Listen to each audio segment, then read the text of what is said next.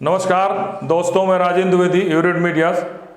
आज मैं देश के उच्च सदन राज्यसभा में की चर्चा करने जा रहा हूं।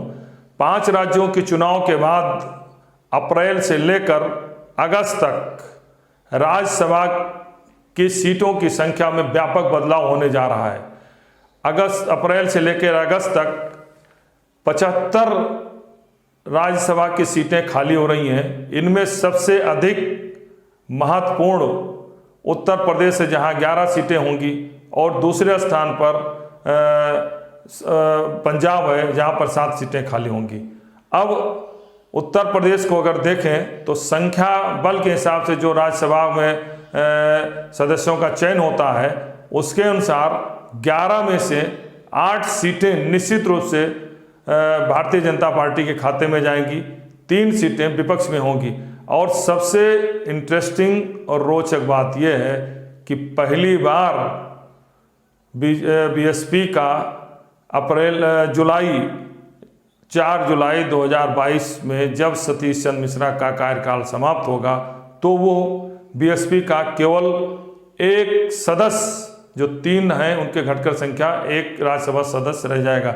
सतीश चंद्र मिश्रा 2004 से लगातार 4 जुलाई 2022 तक राज्यसभा के सदस्य रहेंगे। अभी तक थे वो 4 जुलाई 2022 तक रहेंगे।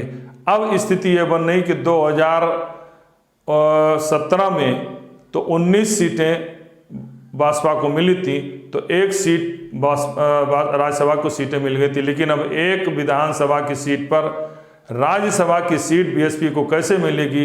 तो ये माना जा रहा है कि अब सतीश चंद्र मिश्रा 18 वर्षों बाद राज्यसभा के सदस्य 4 जुलाई 2022 के बाद नहीं रहेंगे।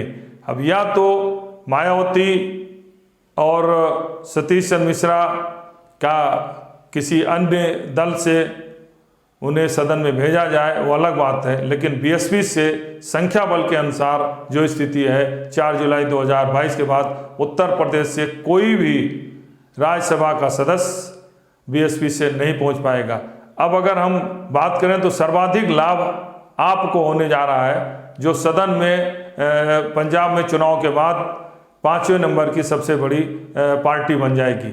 इससे बड़ी पार्टी भाजपा के बाद कांग्रेस, टीएमसी, द्रमुक और बीजू जनता दल हैं, जहां पर उसके 9 सीटें हैं। और पंजाब में 6 राज्यसभा की सीटें आपको मिलेंगी। तो निश्चित रूप से 3 पहले से हैं, तो 6 3 9 सीटें हों जो बीजू जनता दल के आसपास होंगी। इसके बाद जो है द्रमुक की 10 हैं, टीएमसी की 13 हैं, कांग्रेस की 34 सीटें हैं जो घटेंगी।